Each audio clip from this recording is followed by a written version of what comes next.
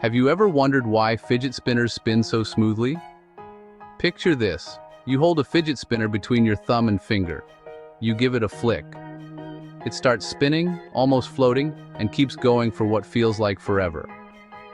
But have you ever stopped to ask, why does it spin so smoothly?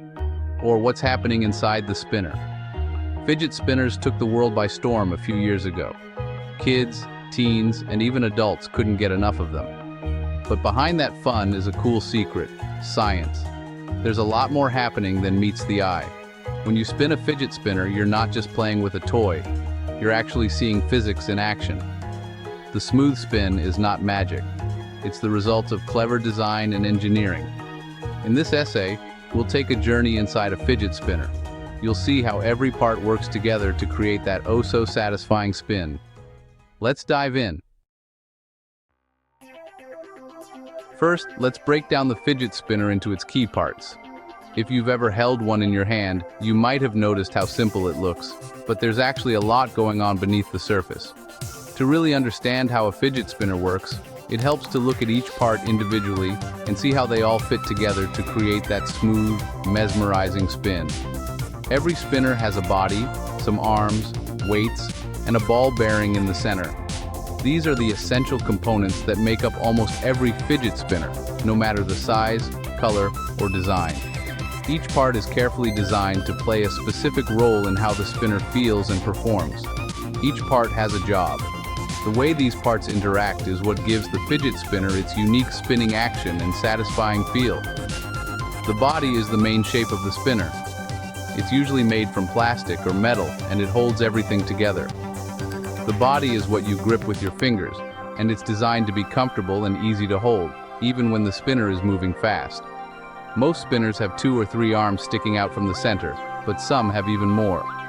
There are even spinners with 4, 5, or even 6 arms, each giving a different look and feel. The number of arms can change how the spinner balances and how long it spins. These arms are what you see spinning around. They extend outward from the body and create the familiar spinning motion that makes fidget spinners so fun to watch and use. At the end of each arm, you'll often find a weight. These weights are usually made of metal, and they're attached to help the spinner keep its momentum as it spins. Sometimes it's a metal ring or a heavy disc. The type and amount of weight can change how the spinner feels in your hand, how fast it spins, and how long it keeps spinning. These weights help the spinner move in a special way. We'll talk more about that soon.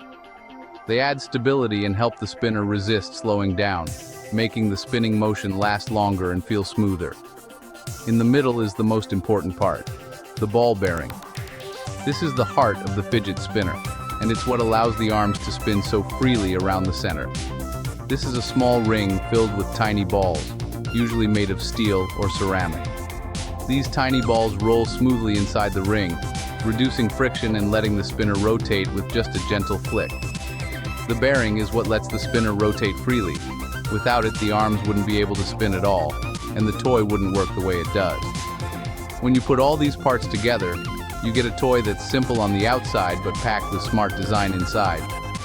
Each piece works together to create that smooth, satisfying spin that makes fidget spinners so addictive and fun to use.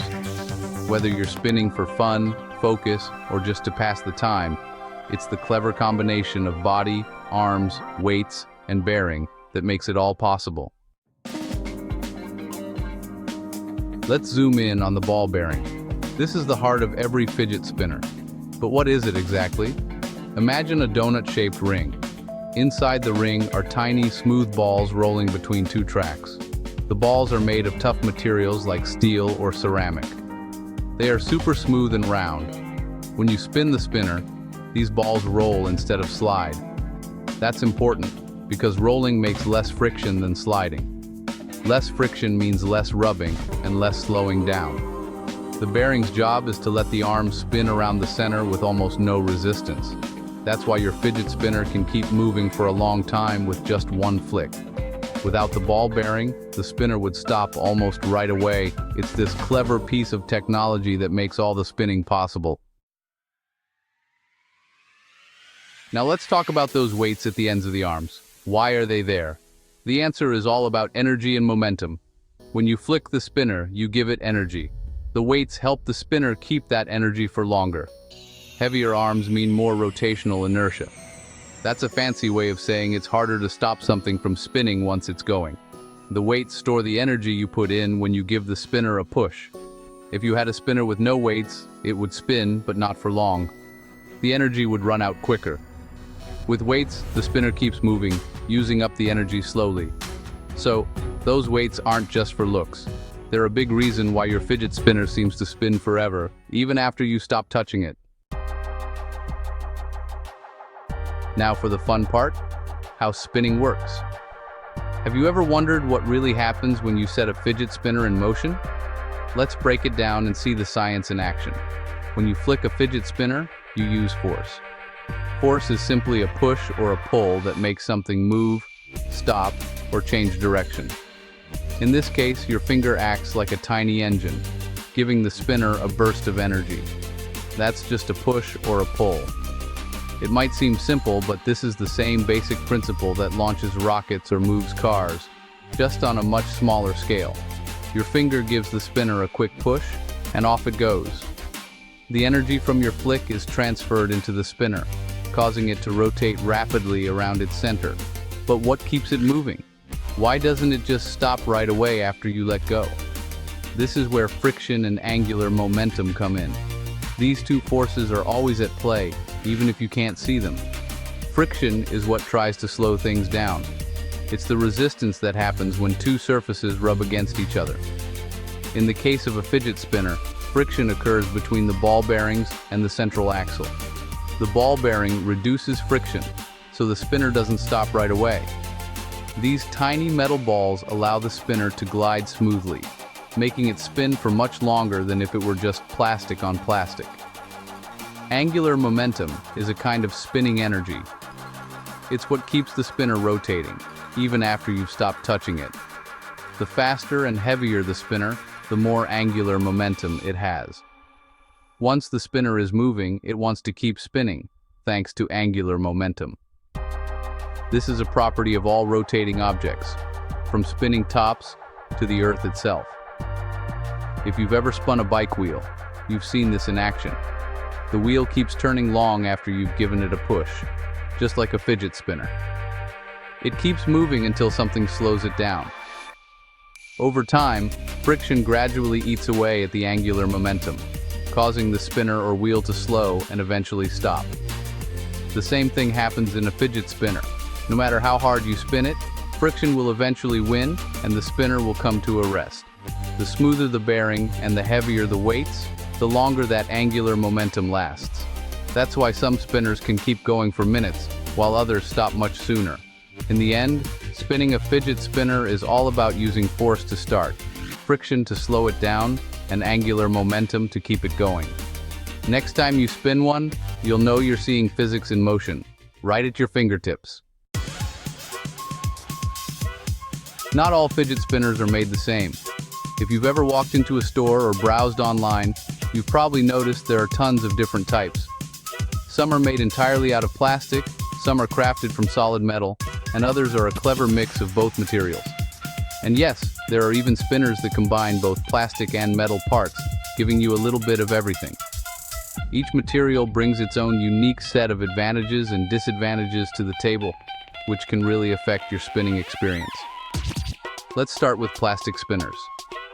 These are usually the lightest option out there, and they're often the most affordable, making them a popular choice for beginners or anyone on a budget. Plastic spinners are super easy to carry around. You can toss them in your pocket, backpack, or even a pencil case without noticing the weight. Plus, they come in a huge variety of colors and designs, so you can really show off your style. But there's a trade-off. Because they're so light, plastic spinners usually don't spin for as long as heavier models. You might notice they slow down pretty quickly after you give them a flick. The bearings inside plastic spinners also tend to be lower quality, which can make the spin less smooth and even a bit noisy. And over time, plastic can wear out, crack, or even break if you drop it or use it a lot. Now let's talk about metal spinners. These feel much heavier and sturdier in your hand, giving you a sense of quality and durability right away. The extra weight of metal spinners actually helps them spin for a much longer time. If you're looking for those long, satisfying spins, metal is usually the way to go. Metal bearings are often smoother and more precise, which means your spinner will glide effortlessly and last longer, even with heavy use. Of course, all that quality comes at a price. Metal spinners are usually more expensive than plastic ones, so you'll need to decide if the longer spin and sturdier feel are worth the extra cost. And don't forget, metal spinners can feel a bit bulky or heavy in your pocket, which might not be ideal if you want something super portable. That's where hybrid spinners come in. These clever designs use a plastic body to keep things light, but add metal weights or bearings to boost spin time and smoothness. Hybrid spinners aim to give you the best of both worlds, lightweight and portable, but with a longer, smoother spin. So, which spinner wins? Honestly, it all comes down to your personal preference and what you value most. Try holding different spinners in your hand, give them a spin, and see which one feels right for you. Some people love the lightness and colors of plastic, while others prefer the solid feel and long spins of metal.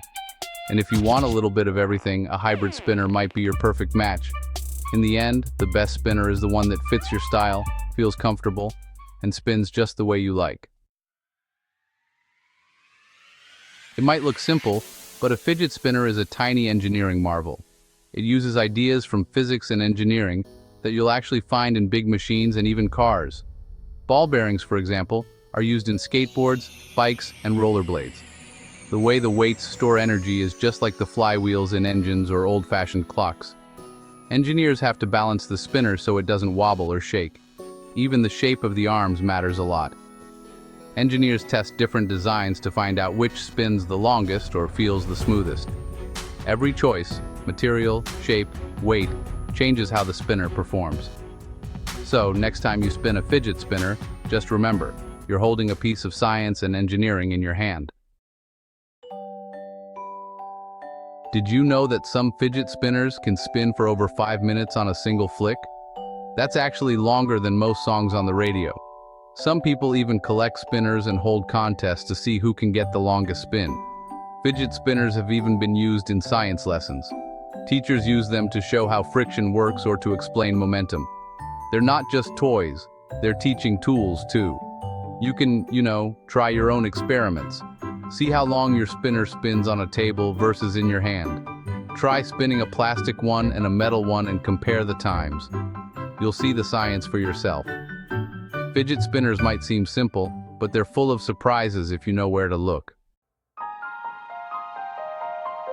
At the end of the day, the fidget spinner is more than just a fun gadget. It's a smart invention that brings science right to your fingertips. Every part, from the ball bearing to the weights, works together to make that perfect spin. The next time you pick up a spinner, think about the tiny balls rolling inside, the energy stored in the arms, and the smooth glide of the bearing. You're not just fidgeting, you're seeing physics in real life. That's what makes the fidget spinner so satisfying. It's simple, but also clever. It turns basic ideas, like force and momentum, into something you can feel and see. So go ahead, give it a spin, and remember, there's a whole world of science happening right under your thumb.